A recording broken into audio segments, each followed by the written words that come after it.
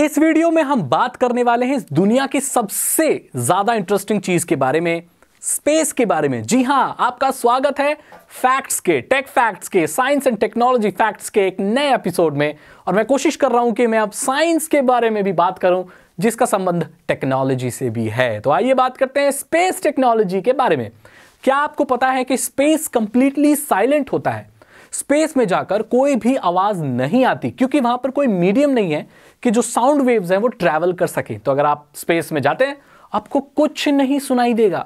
जो वहां पर अंतरिक्ष में लोग जाते हैं वो लोग रेडियो वेव्स का इस्तेमाल करते हैं आपस में बात करने के लिए। मतलब उनका अलग सिस्टम होता है क्योंकि रेडियो वेव्स ट्रैवल कर पाती हैं लेकिन साउंड वेव वहां पर ट्रैवल नहीं कर पाती हैं क्योंकि कोई भी मीडियम नहीं है जाने का।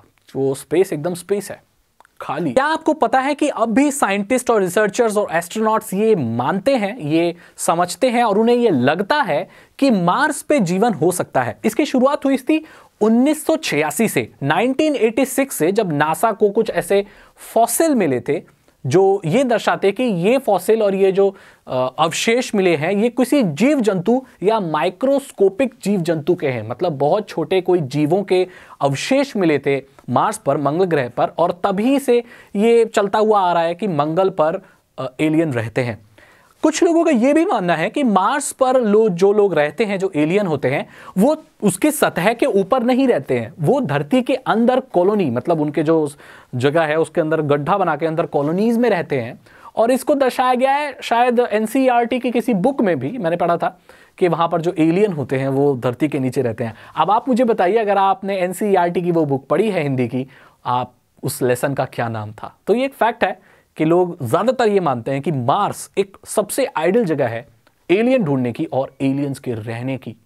ये राज है। आपको पता है कि इस दुनिया में कोई भी नहीं बता सकता कि पूरे स्पेस में, ब्रह्मांड में कितने सितारे हैं, कितने स्टार हैं। जी हां, जैसे YouTube पर बहुत सारे स्टार हैं, उन्हें आप गिन सकते हैं, लेकिन इस पूरे ब्रह्मांड में कितने तारे हैं उन्हें आप नहीं गिन सकते।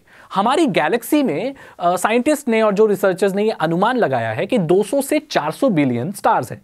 लेकिन मैं आपको बता दूं कि इस पूरे ब्रह्मांड में हमारी गैलेक्सी के अलावा भी बहुत सारी अनगिनत गैलेक्सीज हैं।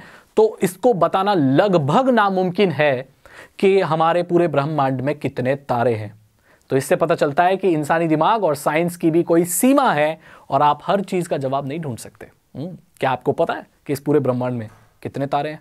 मुझे बताओ। क्या आपको पता है कि नासा का जो फुल सूट है जो एस्ट्रोनॉट्स वगैरह पहनते हैं उसकी कीमत है $12 मिलियन। $12 मिलियन कितने होते हैं आप मुझे बताइए। लेकिन ये इतना पैसा होता है, इतना पैसा होता है जो शायद हमारे देखने वाले में से किसी के पास भी नहीं होगा। मैं तो सोच भी नहीं सकता $12 मिलियन के बारे में। तो ये बहुत ज्यादा होते हैं। आप मुझे बताइए $12 मिलियन कितने होते हैं? और ये एक फैक्ट है कि भाई एक स्पेस सूट जो नासा का होता है वो $12 मिलियन का होता है और ये बहुत महंगी चीज है। ऐसा नहीं है कि जो आपने 4000 की जैकेट खरीद ली वो जैकेट होती है, ये बहुत महंगी चीज होती है। 55 कैंसरी ई, ये एक प्लैनेट का नाम है जो कि हमसे 40 प्रकाश वर्ष दूर है। 40 लाइट ईयर्स दूर है हमसे।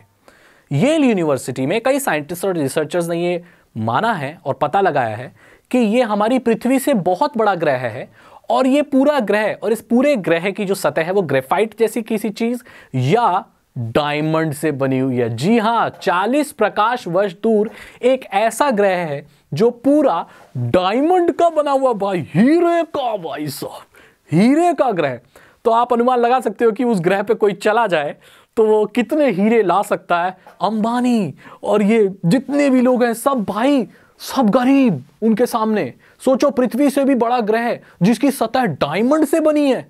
ओ नो, पर 40 प्रकाश वर्ष, मतलब अगर आप रोशनी को छोड़ते हैं उसको भी 40 साल लगेंगे उस ग्रह पर जाने में, फिर लौटने में भी भाई 40 साल लगेंगे।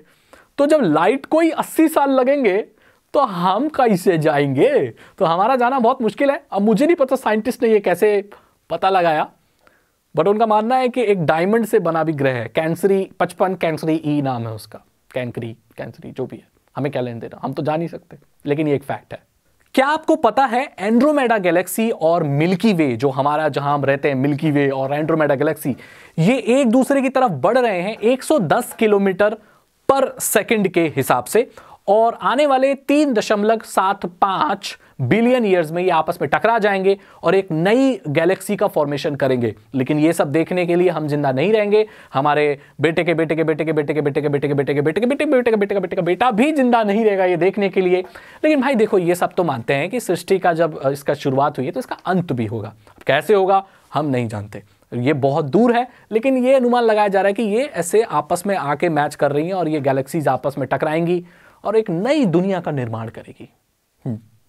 क्या आपको पता है कि स्पेस में अगर दो एक जैसे मेटल आपस में टकरा जाएं तो वो वेल्ड हो जाते हैं? भाई साहब, अगर दो लोहे की चीज आकर ऐसे करोगे ना तो वो वेल्ड हो जाएगी, क्योंकि वहां पर उस तत्व को ये पता ही नहीं होता, उस मेटल को, कि वो अलग है। वहां पर कोई हवा नहीं है, कोई मीडियम नहीं है, जैसे मैंने आपको बताया। तो आपस में टकराते ही ऐसे जुड़ जाते हैं। इस टर्म को कोल्ड वेल्डिंग भी कहा जाता है। कोल्ड वेल्डिंग मतलब कोई चीज की जरूरत नहीं है, दो मेटल को आपस में ऐसे लाओ और वो स्पेस में अपने आप भाई साहब वेल्ड हो जाएगी। मैं सोच रहा हूं स्पेस में एक वेल्डिंग शॉप खोल लूं, क्योंकि मुझे वेल्डिंग का सामान की जरूरत नहीं, दो मेटल लेके टक से जोड़ दूंगा। और ये मेरा मजाक कैसा लगा आपको? मजाक तो मजाक है, लेकिन ये एक फैक्ट है। नहीं, मेरी वेल्डिंग शॉप का आइडिया फैक्ट नहीं है, मतलब वो दो तत्व जुड़ जाते हैं, जो मेटल जुड़ जाते हैं, वो फैक्ट है। क्या आपको पता है कि चंद्रमा पर अगर आप अपनी छाप छोड़ते हो, पैरों के निशान छोड़ते हो, तो वो 100 मिलियन ईयर्स तक रहेंगे, क्योंकि चांद पर कोई एटमॉस्फेयर नहीं है, कोई ऐसी चीज नहीं है कि आपके निशानों को मिटा सके। तो अगर जो पहली बार जो इंसान चांद पे गया होगा, उनके जो पैरों के निशान होंगे वो चंद्रमा पर आज भी होंगे, और आप उन्हें ढूंढ सकते हो अगर आप वहां जाओ कभी। तो ईलन चाचा से बात करो, अगर वो आपको ले जाए चांद पे तो भाई आप हमारी भी राम राम बोल देना चंद्रमा को, और वहां पर देख लेना कि पैरों के निशान क्या है। ये एक फैक्ट है, 100 मिलियन ईयर्स तक वहां पर कोई एटमॉस्फेयर नहीं है ना, वहां कोई मिटाने के लिए, तो जो पैरों के निशान है वो 100 मिलियन ईयर्स तक रहते हैं। काफी इंटरेस्टिंग चीज है ये। क्या आपको पता है कि मंगल ग्रह पर वोल्केनो फूट रहा है? वोल्केनो है वहां पर, और उसका जो साइज है वो माउंट एवरेस्ट से 3 गुना ज्यादा बड़ा है। तो भाई मार्स पे फूट रही है ज्वालामुखी, वोल्केनो फूट रहा है, हमने कभी देखा नहीं है, लेकिन ये एक फैक्ट है। तो कैसे लगे आपको मेरे स्पेस फैक्ट? क्या आपको ये जानकर मजा आया? अगर आपको ये वीडियो अच्छी लगी तो इसे लाइक करें, अपने दोस्तों के साथ शेयर करें। मैं मिलता हूं आपसे अगले वीडियो में बहुत ही इंटरेस्टिंग वीडियोस के साथ। और मुझे आप बताइए, क्या ऐसे इंटरेस्टिंग फैक्ट आप देखना चाहते हैं? क्या आप जानना चाहते हैं स्पेस के बारे में और ज्यादा, और छुपी हुई ऐसी जानकारी जिसके बारे में ज्यादातर लोग बात नहीं करते? मैं सबको उजागर करूंगा, आपके सामने लेकर आऊंगा। ये मेरी नई सीरीज आप मान सकते हैं।